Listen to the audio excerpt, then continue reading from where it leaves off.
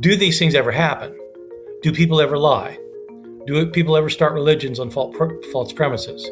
Do people see someone that they think is someone other than who it is? Are there mistaken identities that happen? Do people have hallucinations?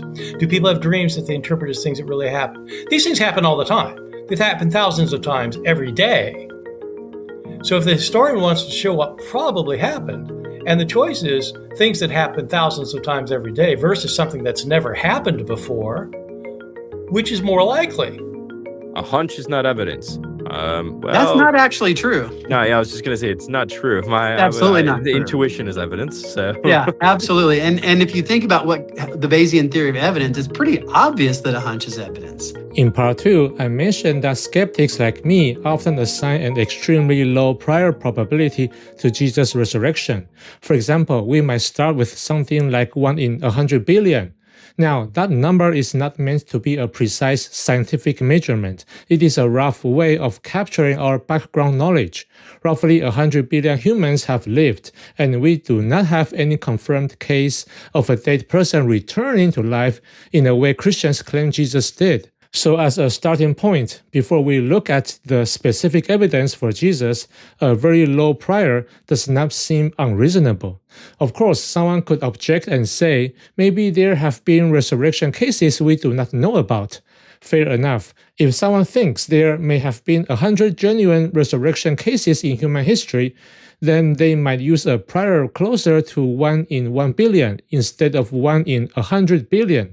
I would personally not use that number, but I understand the move. Than, however, wants the prior to be much, much higher. His estimate is 4.5%. I already explained in part 2 why I think that number does not work, so I will not repeat the whole argument here. But in his blog, Than does not merely say his 4.5% estimate is better, he also criticizes skeptics for setting the prior extremely low in the first place. In this video, I want to explain why I think that criticism fails. More importantly, I want to show that Than seems to miss a very important probability principle, one that he later admitted to Lydia McGrew he had not been aware of. So let's get started. Hello my friends, this is Shen from Mindful Living. Welcome to the channel and thank you for tuning in. This channel is about critical thinking and becoming more mindful of how we think. I mostly critique religion, especially Christianity, because I have seen many forms of faith encourage uncritical belief, discourage honest questioning, and ask people to surrender their ability to think for themselves. But my goal is not just to criticize religion for the sake of criticism. My goal is to encourage self-awareness, intellectual honesty, and the courage to examine our beliefs carefully. If that is something you are interested in, please consider subscribing to the channel. Now, Than says that when skeptics derive an extremely low prior probability from the fact that we do not observe resurrections in ordinary experience or recorded history, they are relying on naive enumerative induction. And to be fair, some skeptics might present the argument that way. They might say there are no confirmed resurrections on record, therefore the probability of a resurrection is effectively zero.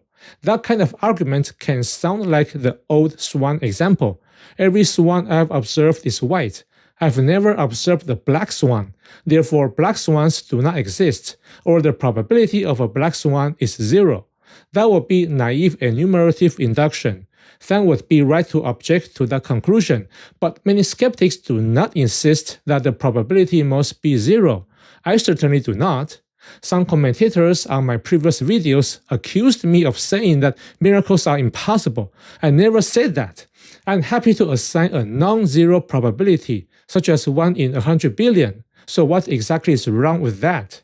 Go back to the swan example. If all we have ever observed are white swans, what is wrong with assigning a very low probability to the next swan being black? That seems perfectly reasonable. It would be unreasonable to say black swans are impossible, but it would not be irrational to say that, given our current observations, black swans appear to be very rare. Than says the problem is that skeptics are using a frequentist interpretation of probability. According to him, frequentism says the probability of A in a class B is the relative frequency of A occurring in B. But this is where I think this argument starts to become too simplistic. Yes, frequentism connects probability with frequency. That is the broad idea. But there is an important distinction between a true population proportion and an estimated proportion from a sample. Let me use a simple example. Suppose we have complete census data for every citizen living in Canada. If the census tells us that 1 out of every 5 citizens is an immigrant, then the proportion of immigrants among citizens is 20%. If we randomly select one citizen, the probability that this person is an immigrant is 20%. At that point, we're not doing anything mysterious. We're just working with a population proportion. This is basic math. But suppose we do not have the full census data. Suppose we only have a random sample of 1,000 Canadian citizens. We can still use that sample to estimate the proportion of immigrants in a whole country. But now we are dealing with an estimate, not the full population proportion. For example, maybe in our sample of 1,000 citizens, 150 are immigrants. That gives us a sample proportion of 15%. But does that mean the true proportion in the whole country is exactly 15%? Not necessarily. Another random sample might give us 18%. Another might give us 21%. So what do statisticians do? We use sampling methods to estimate the population value. If we repeatedly took random samples of 1,000 citizens and calculated the immigrant proportion in each sample, those estimates would form a distribution. If the samples are random and large enough, the estimates would tend to cluster around the true population proportion. The average of those sample estimates give us a point estimate. And because any sample can be a little high or a little low, we also calculate a margin of error. That gives us a confidence interval. So instead of saying the proportion is exactly 20.2%, we might say something like the estimated proportion is 20.2% with a margin of error of plus or minus 1%. That plus or minus language is important. It tells us that we are not pretending our sample gives us perfect knowledge. In simpler language, a confidence interval is a way of saying our sample gives us an estimate, but there's uncertainty around that estimate. So here is the range where the true population value is likely to be. That is how frequentist statistics normally works when we are estimating from samples. This brings us to a very important concept in statistics, the central limit theorem. Roughly speaking, the central limit theorem says that if we repeatedly take random samples and calculate a statistic, such as the sample mean or a sample proportion, the distribution of those estimates will often become approximately bell-shaped as the sample size gets larger. This is one of the most important ideas in probability and statistics. Anyone who studies statistics in a formal setting will usually encounter it at some point. That is why I was surprised when I heard Than said this in a conversation with Lydia McGrew. I didn't know about the central limit theorem. That conversation was filmed after Than wrote the blog, so when I heard that, I thought, okay, this helps explain what is going on. I'm not saying this to insult him. We all have gaps in our knowledge. But this does matter because Than is making claims about probability, statistical reasoning, and frequentist methods. And if he was not aware of the central limit theorem, then it is not surprising that his treatment of frequentism in the blog is too simplistic. The issue is that Than does not seem to distinguish clearly between an observed proportion in a sample and the true probability in a wider population. For example, he says that if we have a sample of 1,000 individuals and none of them have risen from the dead, then the probability of resurrection is close to 0. But that is not quite right. If we observe 1,000 people and none of them rise from the dead, the observed proportion in the sample is 0%. That part is true, but that does not mean the true probability in a wider population is literally 0. It only means that in this particular sample, we observed 0 cases. Statistics has ways of handling situations like this. One way, as I mentioned earlier, would be to take more random samples and see how the estimates behave across repeated samples. But even if we only have one sample and we observe 0 cases, we still do not simply conclude, therefore the event is impossible. Instead, we ask a more careful question. Given this sample size, how high could the true probability plausibly be? One common shortcut is called the rule of 3. The rule of 3 says that if we observe 0 events in a sample of size n, then a rough 95% upper bound for the true probability is about 3 divided by n. So if we observe 0 resurrection cases in a sample of 1,000 people, the rough upper bound would be 3 divided by 1,000, which is 0.3%. In other words, even though the observed proportion is 0%, we should not automatically say the true probability is exactly 0%. The true probability could still be slightly above 0. We just have an upper limit on how high it plausibly is given the sample size. And this is where Than's critique starts to go wrong. He gives an example where the prior probability of a person getting cancer is 0.03. Then he keeps narrowing the reference class. Instead of talking about all people, he narrows it to human males, then Greek males, then Greek males with a family history of cancer, then Greek males with a family history of cancer who work as firefighters, and so on. Eventually, the reference class becomes so specific that it contains only one person. At that point, Than says the probability of getting cancer becomes either 0% or 100%. He calls this result absurd and says, clearly something's gone wrong. But nothing has gone wrong with frequentism there. The problem is that Than is mixing up different things. If the reference class really contains only one person, and we already know whether that person got cancer, then yes, the proportion in that tiny class is either 0% or 100%. If the person got cancer, it is 100%. If the person did not, it is 0%. But that does not give us a useful estimate for a wider population. It is just a description of one case. The problem is not that frequentism has become absurd. The problem is that a reference class of one person is usually too small to support a reliable statistical estimate. This is a basic point in statistics. Larger random samples usually give us more stable estimates. A sample of 1 does not. Think of it this way. If I am the only Asian person you have ever seen and I wear glasses, can you reliably conclude that 100% of Asians wear glasses? Of course not. That would not be a failure of frequentism. That would be a failure of using a sample size of 1. This is also why concepts like sampling distributions and the central limit theorem matter. They remind us that statistical estimates become more meaningful when they come from repeated sampling and sufficiently large samples. But if you narrow your reference class down to one person, you have left the realm of useful statistical estimation. Sure, frequentist reasoning has limits. Every method has limits. But Than's argument does not show that frequentism is absurd. This brings us to another problem that Than's example accidentally reveals. How do we decide which reference class is the right one? In his cancer example, he narrows the reference class by adding more and more details.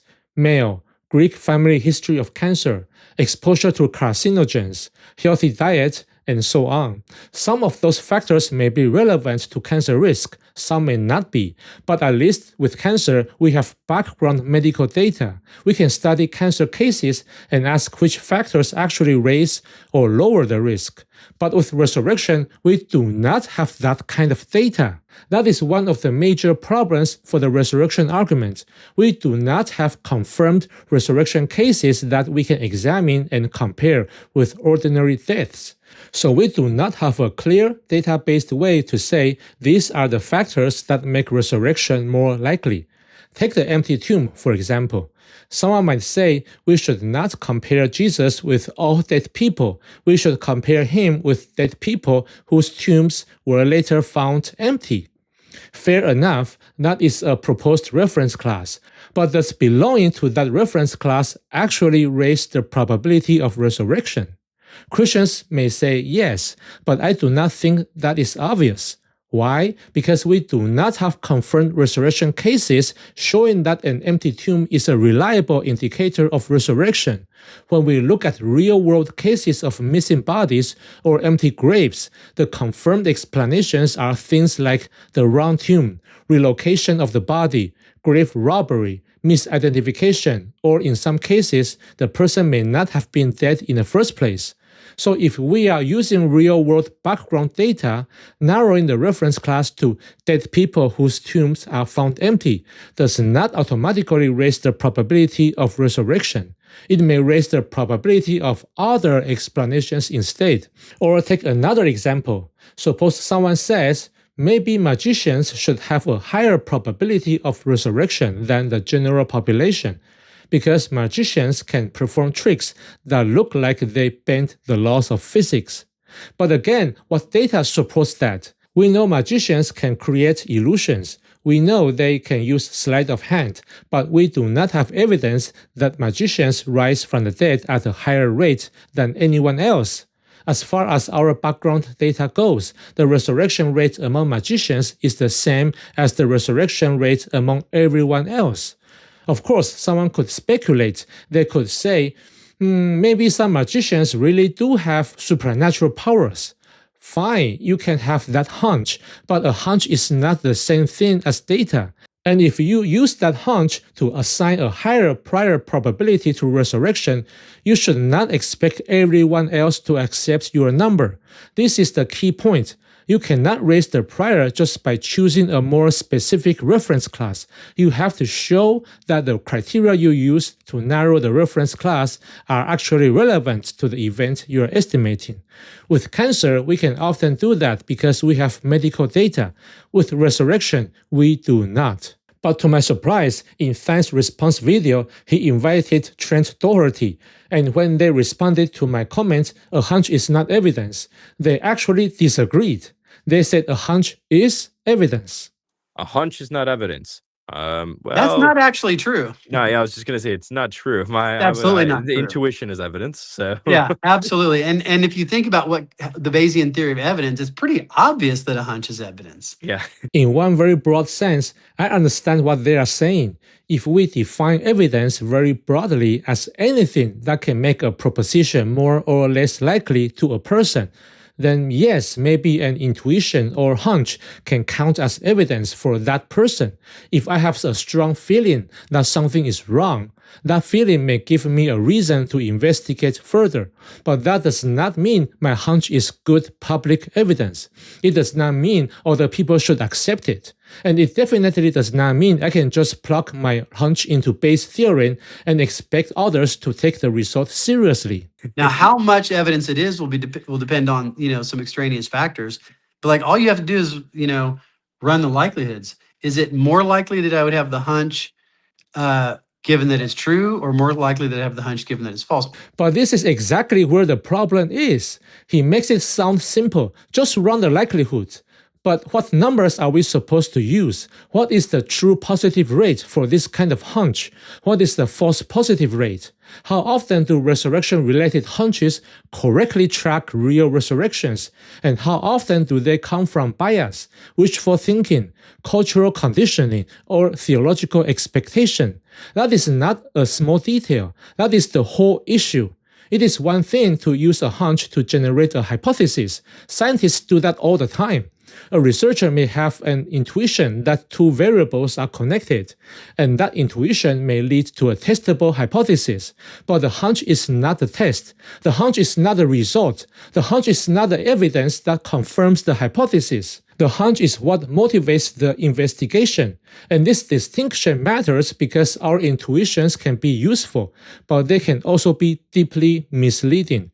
People have hunches about lucky numbers, dreams, horoscopes, feng shui, divine science, conspiracy theories, alternative medicine, and all kinds of things. The fact that a hunch feels strong does not mean it reliably tracks truth. So if Than and Trent want to say, in a very broad Bayesian sense, a hunch can be evidence to the person having it, fine, I can grant that for the sake of argument, but then we need to ask the next question, how much evidence is it?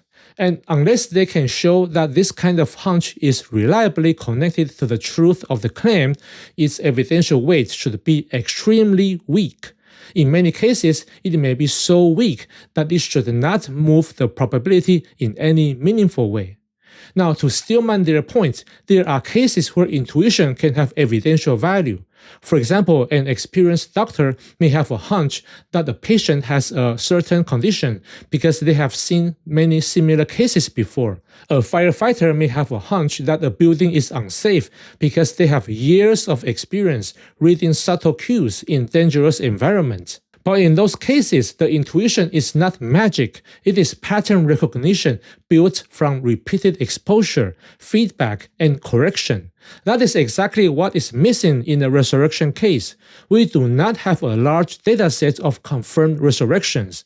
We do not have repeated exposure to resurrection cases. We do not have a track record showing that theological hunches about resurrection reliably detect true resurrections. Now, suppose we invite a forensic scientist or a crime scene technician who has examined many graves, including cases involving missing bodies, and suppose we give this person a scenario that resembles the empty tomb story. What do you think their professional hunch would be? Would they say, "My hunch is that this person rose from the dead"? Probably not. Their first thought would almost certainly be something more ordinary. Maybe the body was moved. Maybe the visitors went to the wrong tomb. Maybe there was a misunderstanding. Or maybe there's some other human explanation we have not considered. The point is not that any one of these explanations must be true. The point is that a trained investigator will not jump from the tomb is empty to resurrection. Their background experience would lead them towards explanations involving human action, mistake, miscommunication, or ordinary causes. If Than says, "No, my hunch is that Jesus likely rose from the dead," my question is, what kind of expertise or track record makes that hunch credible to people who do not already share his theological assumptions? Is it because he has had spiritual experiences that he interprets as coming from God? Is it because he has heard miracle stories that he interprets as divine action? Those experiences may be meaningful to him, but they do not give the rest of us a reason to trust his hunch as reliable evidence. Speaking for myself, I do not trust that kind of hunch. I want real-world data. And what real-world data do we have for resurrection cases? None.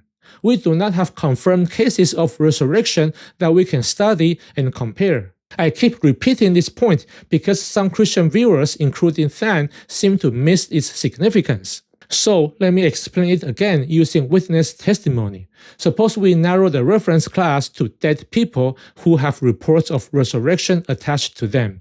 Does that raise the likelihood of resurrection? Maybe someone might say yes, but even if it does, that is not enough because reports of resurrection also raise the likelihood of other things. Grief visions, memory distortion, exaggeration, rumor, legend development, religious expectation, and sometimes deliberate deception. That is the key point. Christian apologists want resurrection reports to raise the probability of resurrection, but those same reports also raise the probability of natural explanations. And if those natural explanations are much more common in our real-world experience than actual resurrection, then the reports may be better evidence for those explanations than for resurrection itself. In other words, the question is not simply, are reports of resurrection more likely if a resurrection happened than if nothing happened? The better question is, among the possible explanations for these reports, which explanation best fits what we know about the real world. And in the real world, we have many examples of people misremembering, exaggerating, hallucinating, developing legends, and sincerely misinterpreting experiences. We have no confirmed examples of a dead person returning to immortal bodily life. That is why testimony reports alone do not automatically overcome the law prior. They may raise the probability somewhat, but they also raise the probability of competing explanations. And those competing explanations have a much stronger track record in ordinary human experience. If I am still not clear, here's how Bart Ehrman explains it. If historians can only establish the likelihood of something happening in the past, what you do is you collect all the data that you can be sure about. People said there was an empty tomb. People said they saw Jesus. Christianity did start, things like that. You collect all that, and then you try and figure out what are the plausible explanations for it. And so just with the appearances of Jesus, is it possible that people saw somebody they thought was Jesus, but was not Jesus? They looked like Jesus, or they were just convinced was Jesus. They didn't get a close-up view. Is that possible? And then they said, I saw Jesus. Is that possible? Is it possible that disciples stole the body? Is it possible?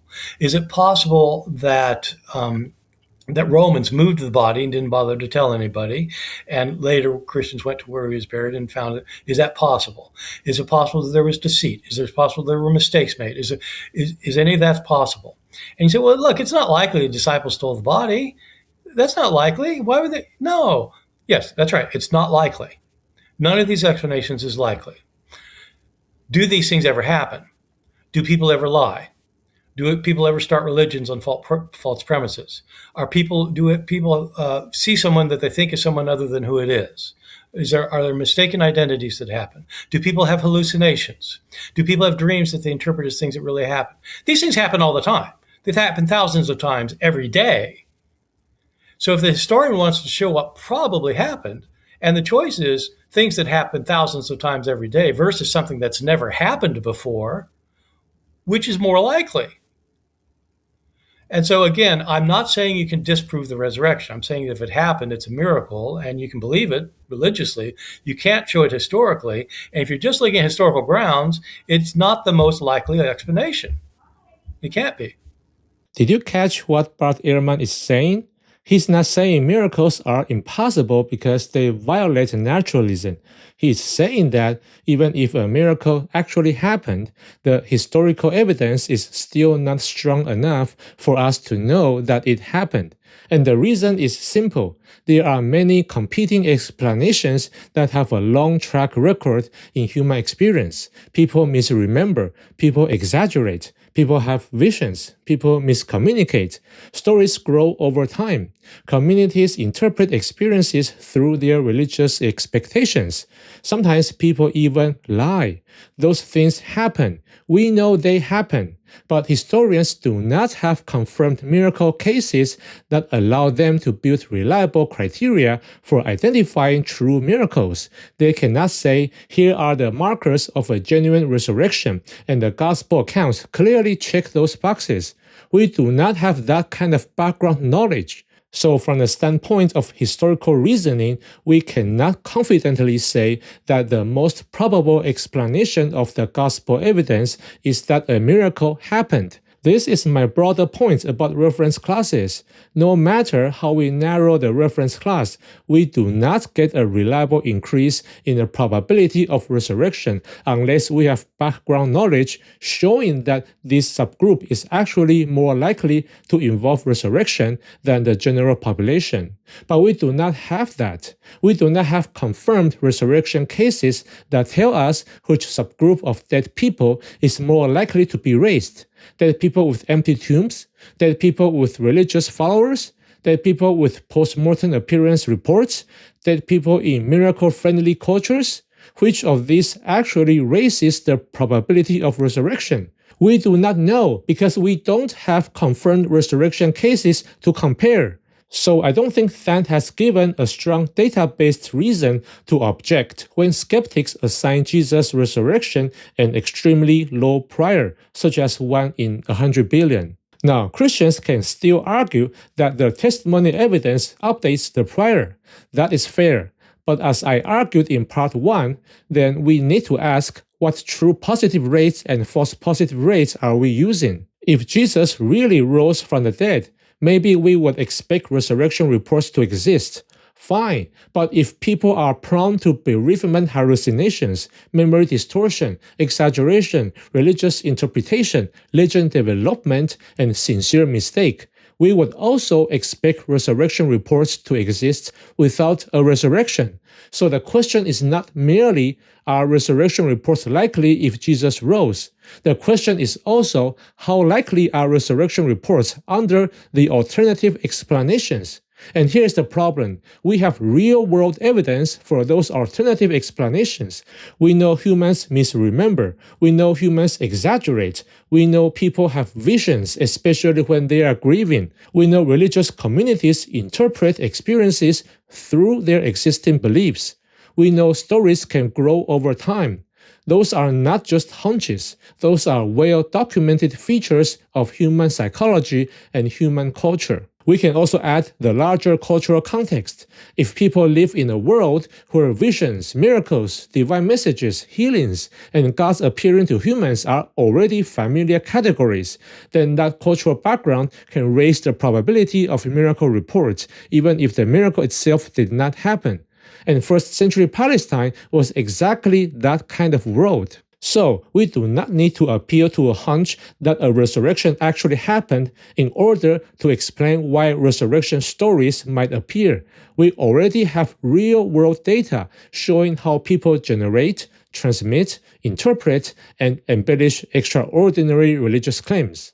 Let me also be clear, I'm not saying Christians are forbidden from using Bayesian reasoning when they lack hard data. Of course they can use it. Bayesian reasoning is a tool, but using the tool does not guarantee that the result is reliable. The posterior probability is only as good as the input. If you put carefully grounded data into the Bayesian calculation, the result may be informative.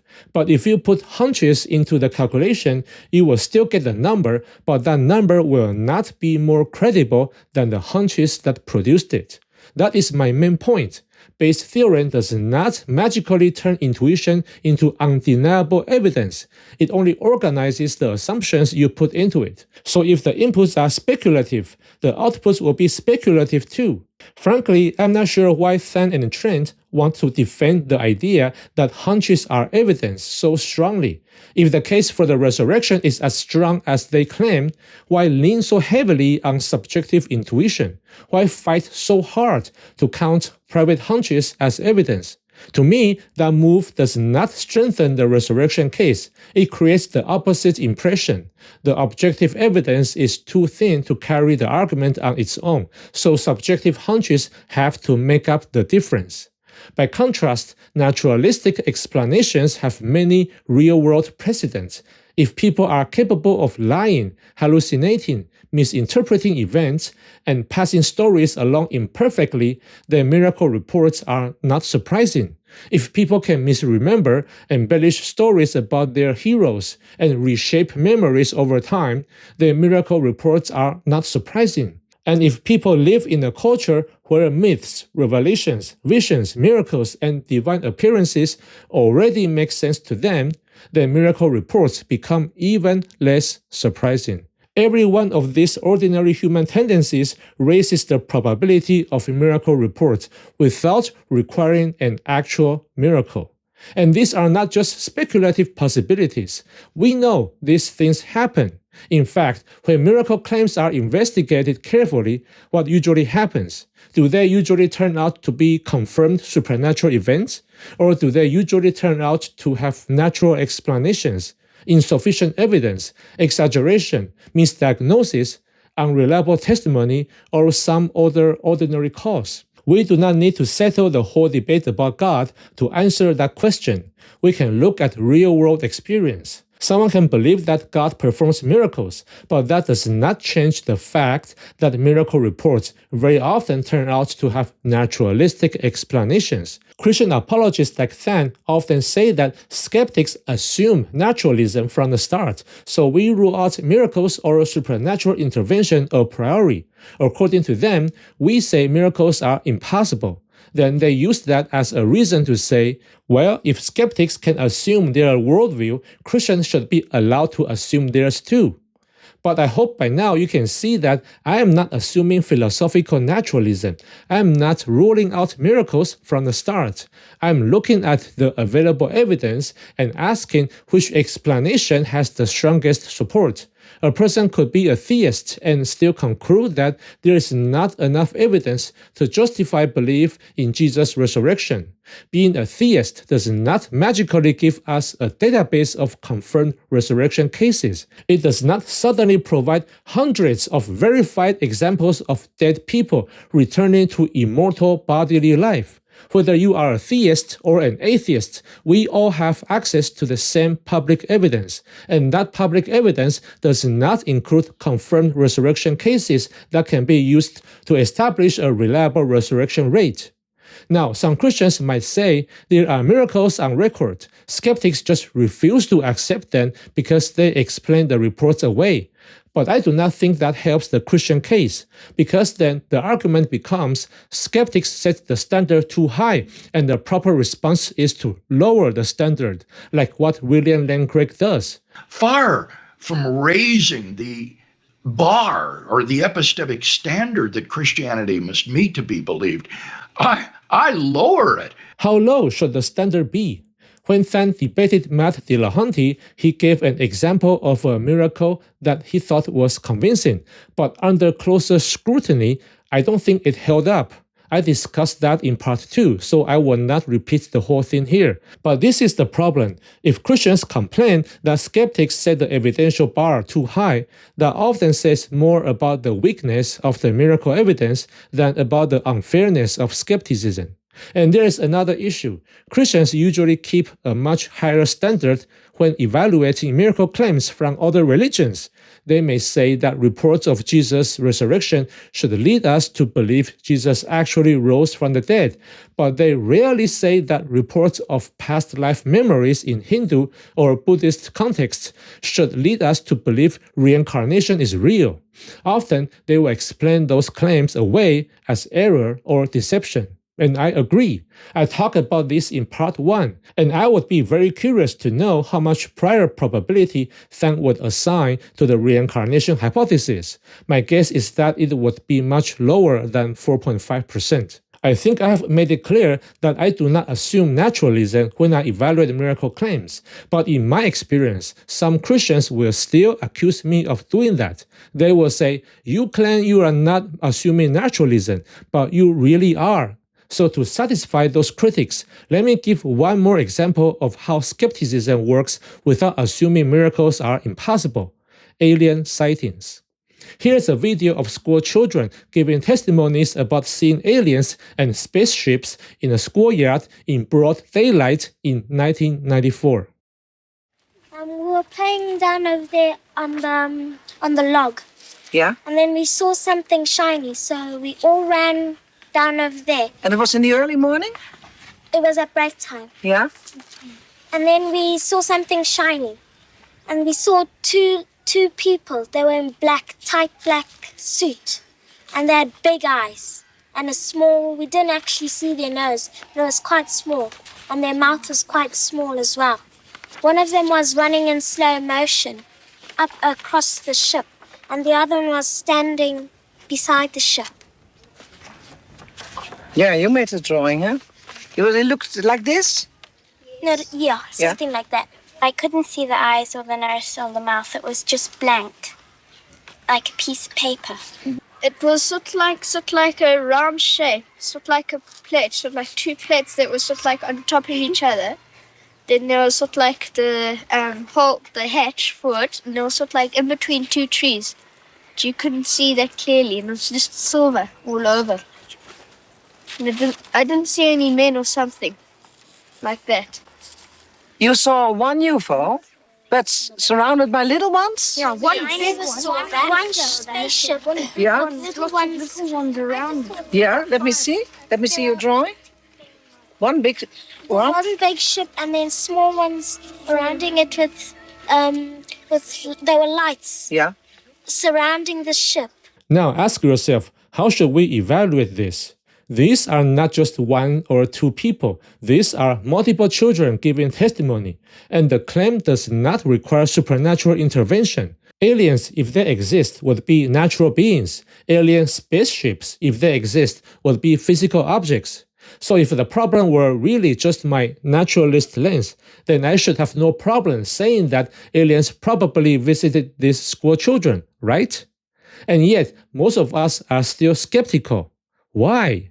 Because testimony is not enough. We do not have material evidence of the aliens. We do not have a recovered spacecraft. We do not have independent physical evidence that can be examined. We do not have clear verification that extraterrestrial beings actually landed there and interacted with these children. That does not mean the children were lying. It does not mean nothing happened. It does not mean we have to explain everything as mass hallucination. There are many possibilities: misperception, social contagion, interviewer influence, memory distortion, or some unusual event that was interpreted through the lens of aliens. The point is simple. We can be skeptical without saying alien visitation is impossible, and I think many Christians would agree with that. Many Christians would not believe that aliens visited the earth in 1994 just because a group of children testified that they saw aliens. They would ask for stronger evidence. They would look for ordinary explanations. They would want something more than testimony.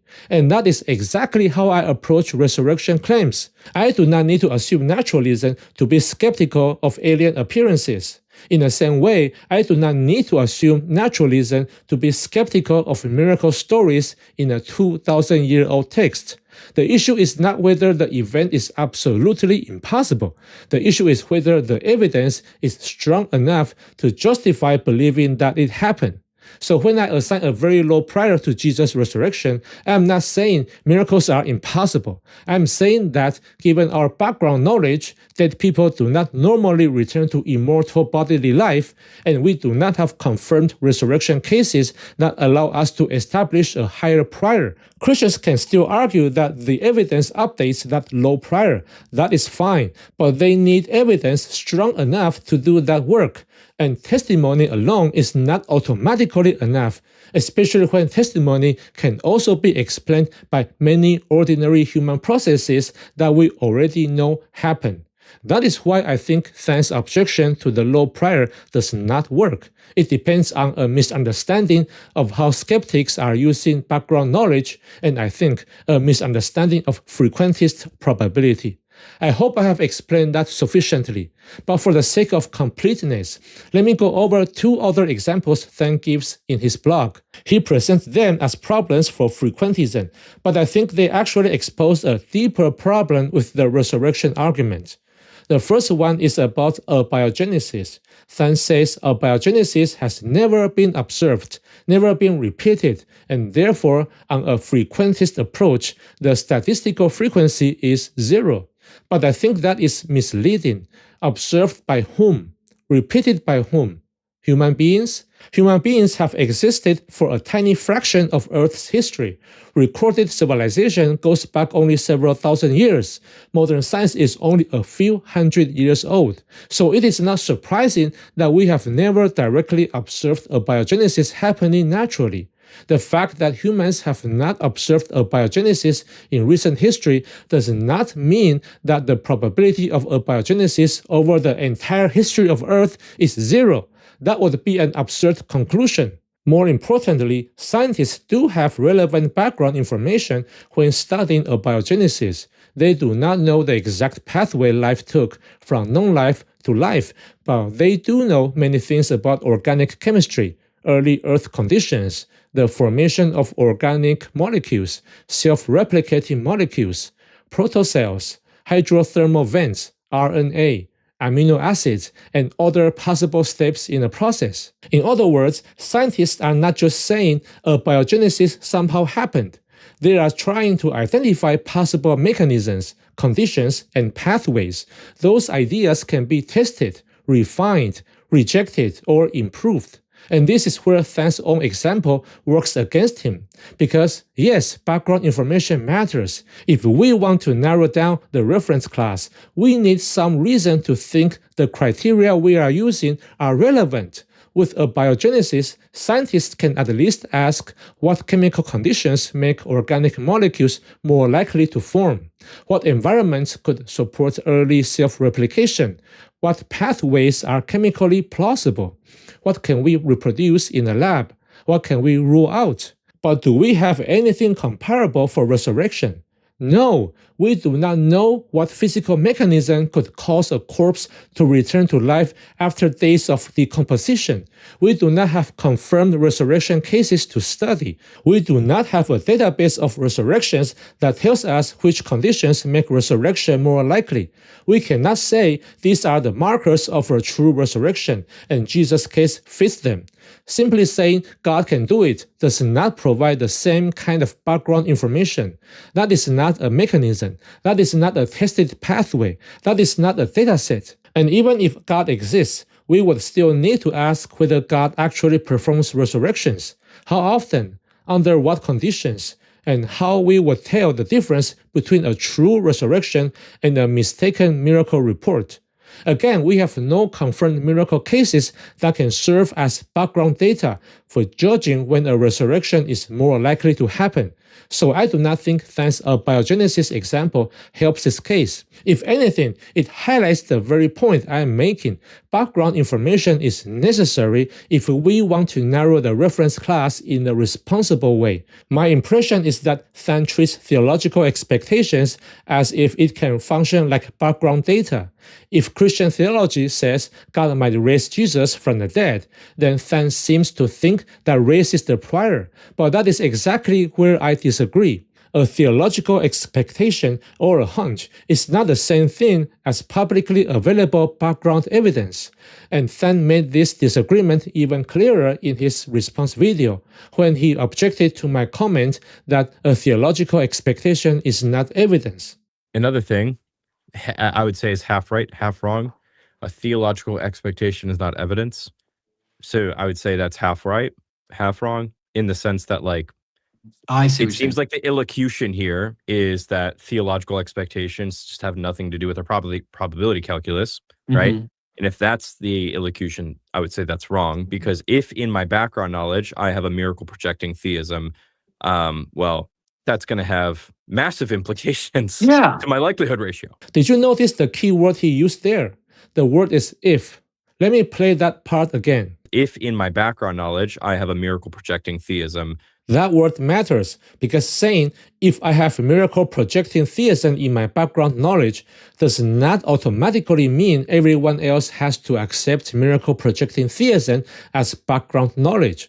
It may be part of Than's worldview. It may be one of his assumptions, but that is not the same thing as publicly shared background evidence.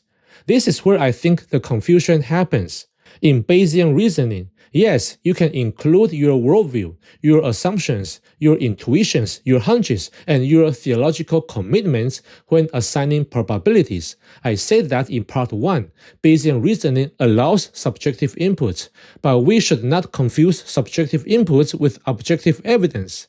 If Than says, given my belief in a miracle projecting God, I assign a higher prior to Jesus' resurrection, then fine, that is his conditional probability judgment. But then the result only has force for people who already accept that theological framework, or at least find it independently plausible. It does not automatically become evidence against the skeptic.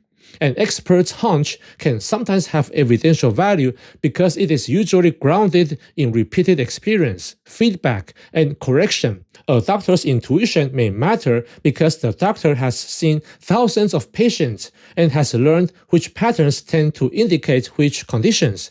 But belief in a miracle projecting God is not like that. We do not have repeated confirmed cases where this kind of theological expectation successfully predicted resurrections.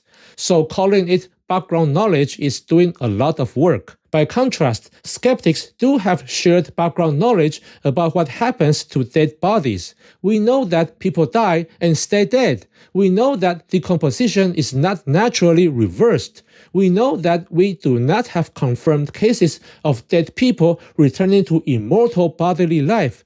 That is not a worldview assumption in the same way. That is ordinary background knowledge available to theists and atheists alike.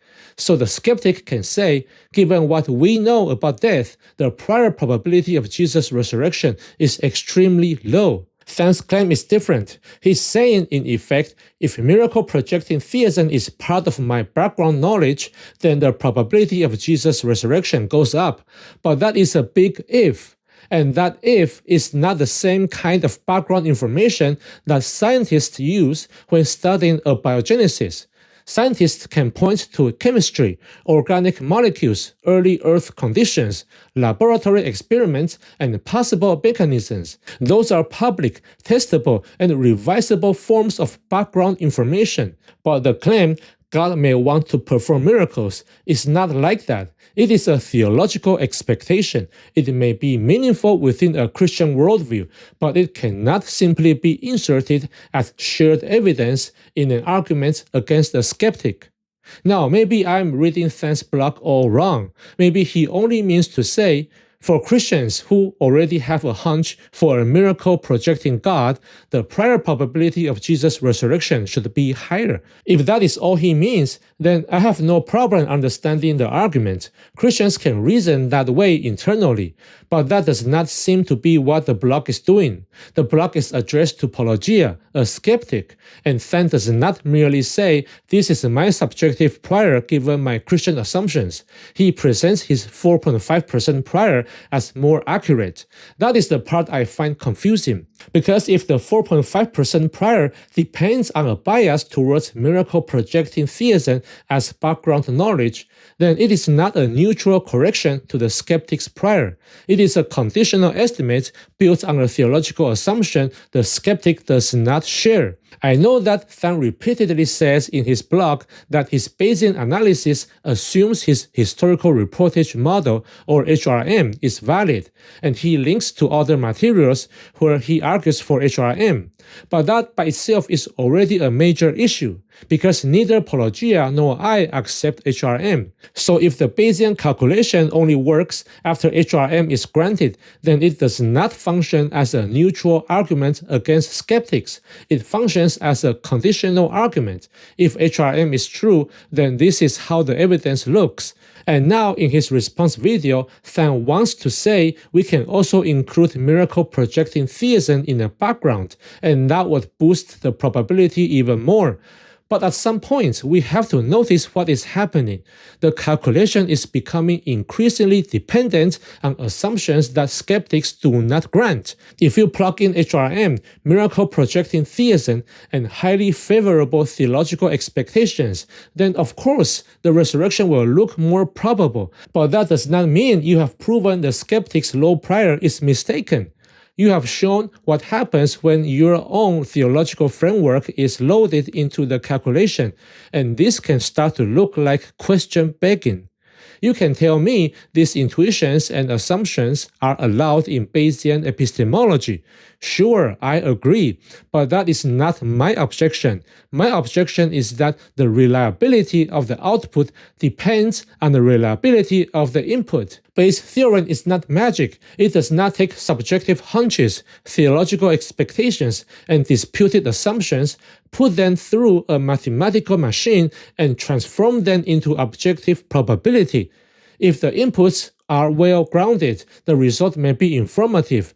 But if the inputs are mostly hunches and contested assumptions, then the result will inherit those weaknesses. Or to put it bluntly, if you put garbage into a statistical machine, you get garbage out. In the next example, Than gives a thought experiment about a spring. He says, suppose a spring had never been invented before.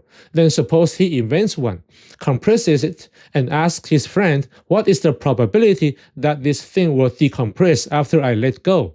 If the friend uses past frequency alone, the answer might be 0, because no spring has ever decompressed before. And of course, that would be wrong.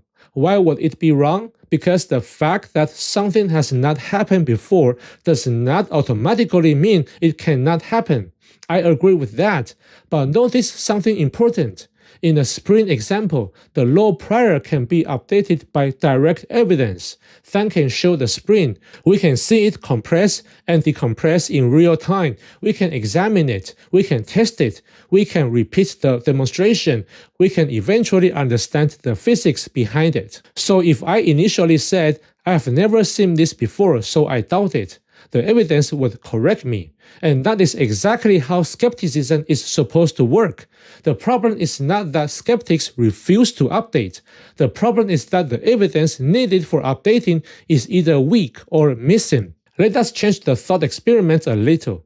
Suppose we live in a world where objects simply do not bounce back after being compressed. It is not merely that no one has invented a spring yet.